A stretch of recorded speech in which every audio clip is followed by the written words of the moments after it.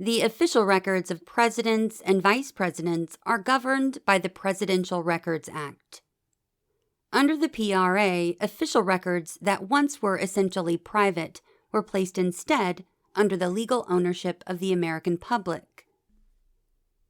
One of the PRA's main objectives is to transfer legal custody of all presidential records from the President to the National Archives and Records Administration, or NARA, when the President leaves office. While the PRA was enacted on November 4, 1978, it did not take effect until President Reagan's inauguration day on January 20, 1981. From that day forward, presidential administrations managed their records within an entirely new statutory framework. First things first, what exactly is a presidential record in the first place? Well, according to the PRA, presidential records are defined as documentary materials or any reasonably segregable portion thereof, created or received by the president's immediate staff, or a unit or individual of the executive office of the president, whose function is to advise and assist the president in the course of conducting activities which relate to or have an effect upon the carrying out of the constitutional, statutory, or other official or ceremonial duties of the president. These records can take the form of any kind of media: text, audiovisual, electronic, and everything in between. And the same rules that apply to the president under the PRA apply to the vice president as well. So what does the Presidential Records Act do? The PRA establishes and defines public ownership of presidential and vice presidential records. Also, the PRA requires that the president and staff maintain separate files for personal records apart from presidential records. It requires personal documents and files to be identified by the records creator and then filed separately from those containing any presidential records. Maintaining clearly defined filing systems will help to avoid any possible mix-up between the president's official and personal records. So what then is considered a personal record? The PRA defines personal records as documentary materials or any reasonably segregable portion thereof of a purely private or non-public character, which do not relate to or have an effect upon the carrying out of the constitutional, statutory, or other official or ceremonial duties of the president, and which include diaries, journals, or other personal notes serving as the functional equivalent of a diary or journal, which are not prepared or utilized for, or circulated or communicated in the course of transacting government business, private political associations, and materials relating exclusively to the president's own election to the office of the presidency. Personal records remain the personal property of the president or the record creator. Records created by the president-elect and the transition team are also considered personal records. While staffers carry out day-to-day file maintenance, the PRA holds that the legal custody and management of an incumbent president's records is ultimately that president's responsibility. Of course, there is no shortage of assistance to advise the president in this process.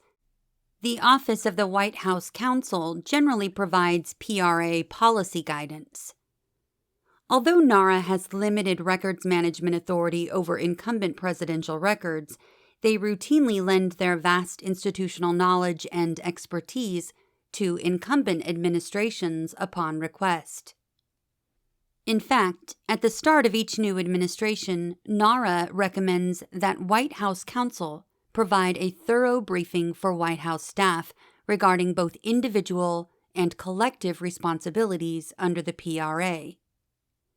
NARA can assist the White House counsel with this guidance and any additional briefings necessary. NARA takes legal custody of presidential records at the end of the president's term. On January 20th, at the end of the president's final term in office, the presidential records of the administration are automatically transferred to the legal custody of the Archivist of the United States and the National Archives and Records Administration.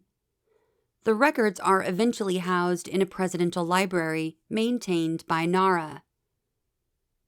The National Archives and Records Administration preserves, reviews, arranges, describes, and makes available these records in its role as legal custodian. The PRA provides a process for the proper disposal of records that no longer have significant value. This process is carried out in cooperation with the archivist. The PRA states that the incumbent president must obtain the views in writing of the archivist before disposing of any presidential records. Under certain circumstances, the archivist must inform Congress of the proposed disposal. In these cases, the president must wait at least 60 legislative days before disposing of them. After the president's term, the archivist has authority to dispose of presidential records, following a public notice and comment period. The PRA authorizes the Archivist of the United States to dispose of those records which he has appraised and determined to have insufficient administrative, historical, informational, or evidentiary value, following publication of a notice of the proposed disposal in the Federal Register. This action is subject to judicial review. The PRA establishes a process for public access to and restriction of presidential records, consistent with the Freedom of Information Act. Also, the PRA establishes a process of notice, review, and disclosure between former and incumbent presidents. NARA notifies the White House counsel's office of requests for records of former presidents, one, that are not currently opened to the public or are being requested under one of the categories of exceptions to restrictions provided by the Presidential Records Act, special access requests, and two, that are being proposed for opening to the public. NARA also notifies the representatives of the former president and vice president who created these records. The purpose of the notification is to give counsel on behalf of the incumbent president the right to assert applicable constitutionally based privileges to prohibit access to or release of presidential or vice presidential records. Although the records were created by a prior president, the incumbent president may believe that it is appropriate to assert executive privilege to bar the release of these records. NARA also provides a copy of the notice to the Office of Legal Counsel in the Department of Justice. The procedures for privilege review by the incumbent and former presidents are established by the PRA, Executive Order 13489, and NARA's regulations. So now that you've got a basic idea of the main purpose and contents of the Presidential Records Act, a great way to identify presidential records is to first identify the components within the Executive Office of the President who create them. There are two types of official records created within the Executive Office of the President, or EOP. Those covered under the PRA and those covered under the Federal Records Act. Those covered under the PRA include records created by those components of the EOP that solely advise and assist the President. These particular components of the EOP are not covered by the Federal Records Act. However, some components of the EOP do generate federal records covered under the Federal Records Act. These records are produced by those components of the EOP that do not solely advise and assist the President. Notice that the factor determining the type of record produced comes down to one question. Does the component of the EOP that created the record solely advise and assist the President? Components of the Executive Office of the President that solely advise and assist the President and therefore create presidential records include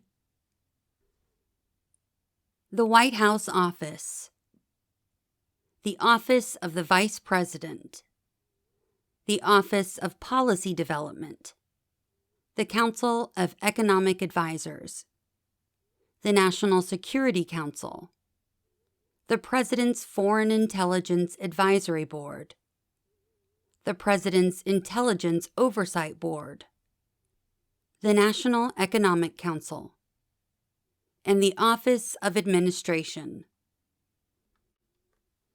EOP components that do not solely advise and assist the President and therefore create federal records governed by the Federal Records Act include the Office of Management and Budget, the Office of the United States Trade Representative, the Council on Environmental Quality, the Office of Science and Technology Policy, and the Office of National Drug Control Policy.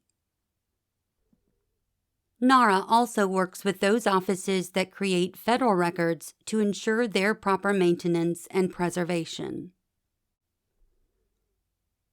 For more information about NARA or the PRA, visit the National Archives website at archives.gov.